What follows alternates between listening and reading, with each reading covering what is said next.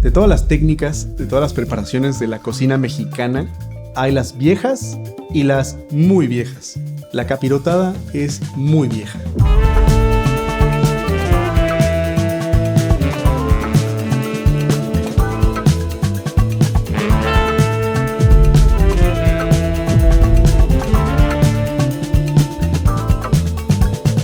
Los primeros recetarios españoles del siglo XIV, la capirotada es una especie de migas fritas.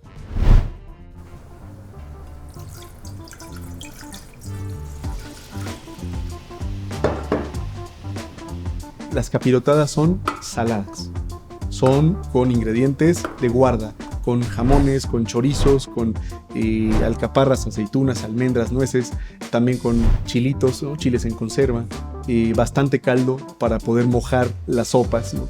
Y que entonces se haga este guisado. En México la capirotada va a empezar salada también. Las primeras recetas que tenemos de capirotada de los siglos XVII y XVIII son recetas de monasterio, porque es un plato pobre, es un plato bueno para alimentar 60 monjes.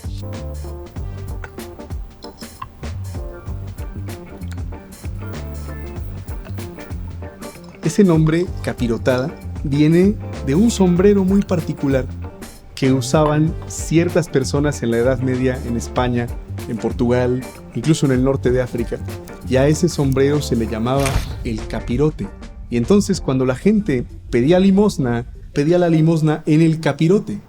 Entonces se quitaba el gorro, se quitaba el capirote, lo ponía y decía: una limosna, por favor, ayude al minusválido en su capirote.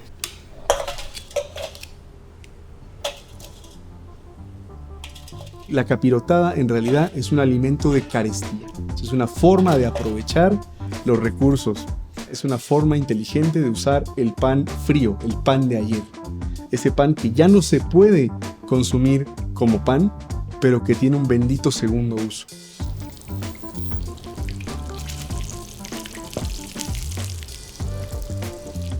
Vamos a dejar que doren bien.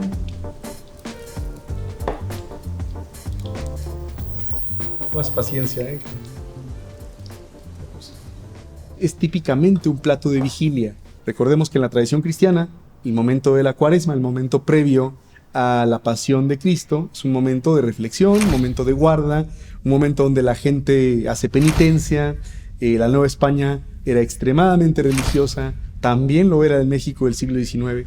Y entonces la gente, cuando era tiempo de guardar, era tiempo de no carnes, de no placeres, de no gustos. Esto es bien importante, porque entonces el pan dulce, que es un capricho, que es un pecado, que es una tentación, pues en vigilia no podemos comerlo. Lo que comemos es capirotada.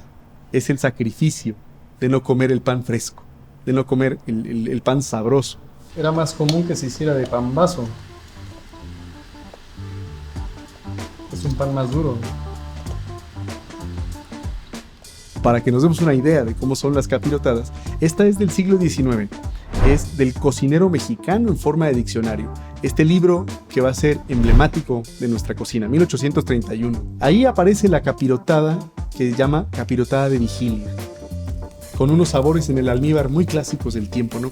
Cáscara de limón, cáscara de naranja, coco, piloncillo, los cubos de acitrón, todos estos ingredientes que van a tomar su punto en el almíbar junto con el clavo, la canela, la pimienta gorda, y que una vez hecho este almíbar pues estará embebiendo los panes de ayer, los panes fríos que están fritos, muy bien fritos, para que generen esa corteza muy agradable, y después vendrán sumergidos en este almíbar, ¿no? Y al final pues decorado como se hacía en la época con frutos secos, cacahuates, nueces, almendras, piñones, muy al estilo de los antes de aquel tiempo.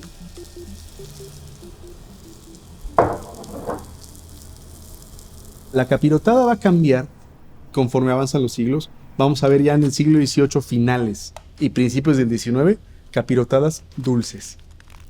Más bien empiezan tímidamente llamándose budín estilo capirotada. Entonces vemos como del budín, que es una forma dulce de aprovechar el pan, vamos cambiando al término capirotada. Pero esa capirotada vieja tiene ingredientes que hoy nos sonarían muy raros. Tiene también cebolla, tiene también hierbas de olor, tiene también, si se quiere, carne de gallina deshebrada, ¿no? O sea, vean cómo está esta mezcla dulce-salada. Y ya para el final del 19 vemos ya capirotadas con grajeas de dulce, con gajos de naranja, con fruta cristalizada. En el caso de Yucatán, la península tiene también su estilo de capirotada. Ellos hacen caballeros pobres, que son estos panes fríos, estos panes de ayer rescatados, sancochados en un almíbar y después rebozados, capeados y fritos. Como ven, plato de resistencia.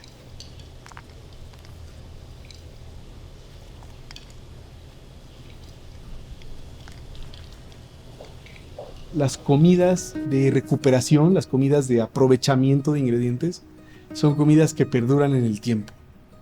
Ya no nos acordamos de lo que comían los ricos de hace 200 años, pero sí seguimos comiendo chilaquiles, y sí seguimos comiendo longaniza y cecina, que entonces eran platos de pobre. Sin duda la capirotada seguirá en el ideario. Claro, vestida de muchos otros colores y elementos. Quizás la veremos ahora con chocolate Dubai o qué sé yo, ¿no? Pero es un hecho que la idea de aprovechar el pan de ayer en un almíbar va a seguir gustando y va a durar por mucho tiempo. Personalmente, la capirotada me causaba conflicto cuando era niño. No era el postre más esperado de mis abuelos. La capirotada me causaba conflicto porque mi abuela le ponía bastante queso añejo. Y a mí me hacía mucho ruido esto de, a ver, pero es dulce, pero sabe salado. Es dulce, pero huele a pies, ¿no? O sea, me hacía este conflicto. Y decía, pero ¿por qué les gusta esto? ¿Por qué comen esto? Yo me iba por el arroz con leche. Con el paso del tiempo le fui agarrando gusto y fui entendiendo. Y me di cuenta que el mexicano es barroco. Nos encanta la saturación, la sobresaturación de las cosas, ¿no? Nos encanta mezclar todo, ponerle de todo, que tenga muchos colores, que tenga muchas texturas, que no sea sobrio, que sea lleno de vida, ¿no? Yo diría incluso surreal. La capirotada es el resumen del cerebro de un mexicano.